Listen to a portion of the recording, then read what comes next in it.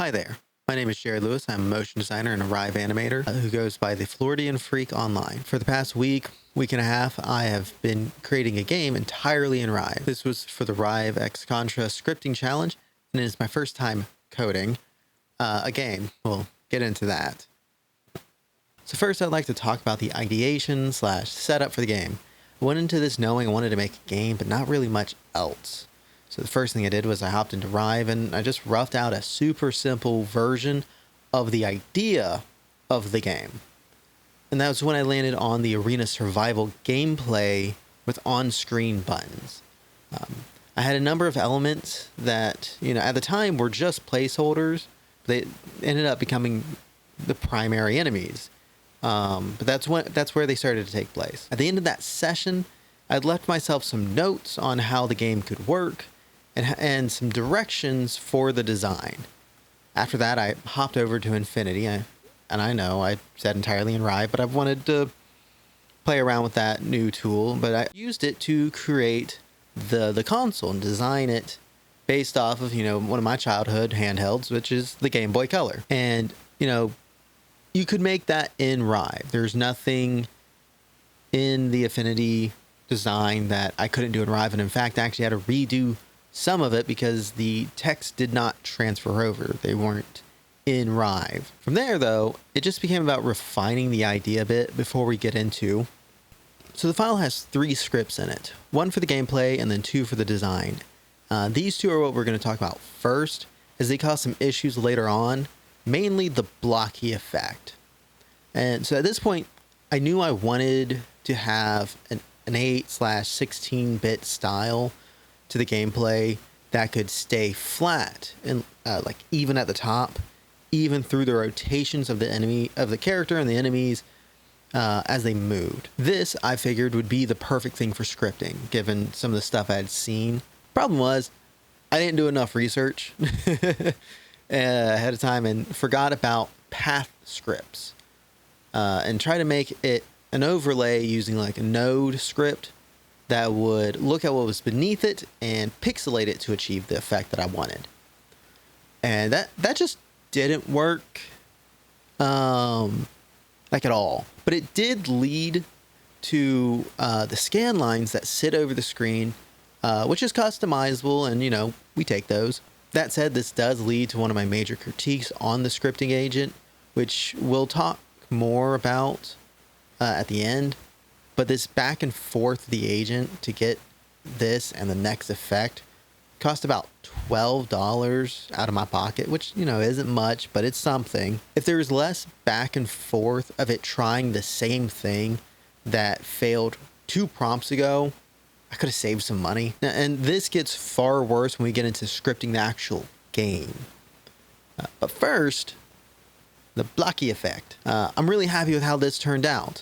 And I could see myself using this code again in the future, and saving some money from trying to prompt it up again. It wasn't a one and done prompt though, as it needed to add the ability to counter the rotation so that it wouldn't, be spiky at the top.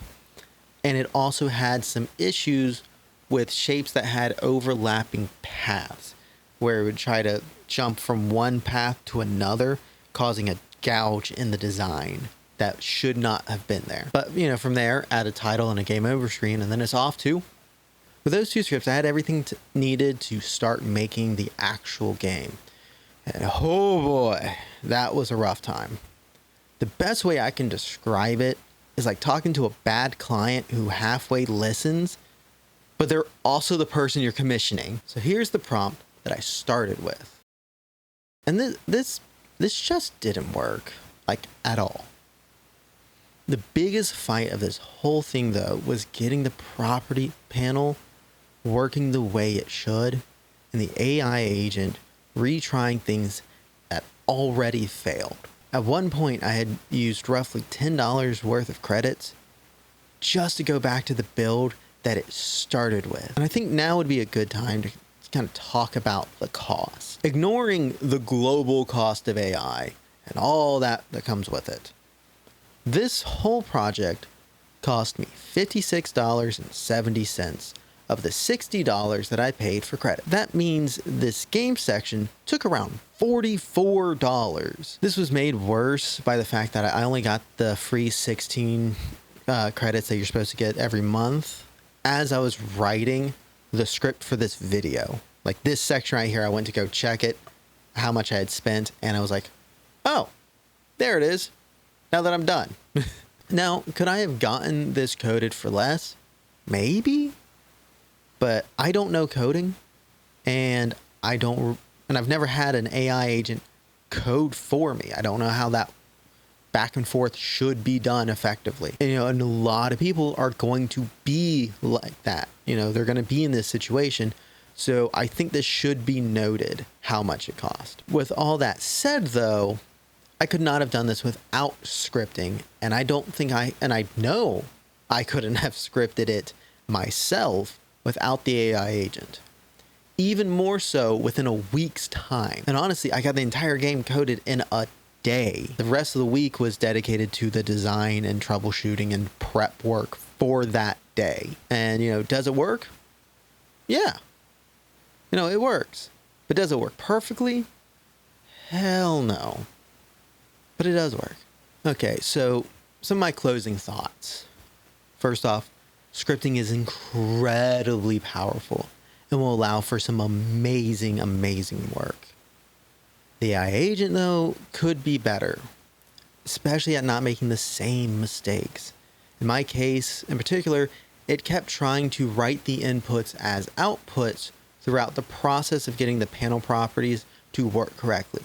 And it pointed out that mistake multiple times throughout the process, to the point where I'm sitting there going, okay, I know this coding is wrong just by looking at it because you've told me this is what's wrong over and over and over again. So keep that in mind if you go to use the AI agent. It will make the same mistakes repeatedly in the same process. Now, that said, I will likely be using the free credits that I get every month, that $16, to make small tools and build up a collection of effects that I can use similar to the effects in After Effects, rather than big game logic nodes like this project.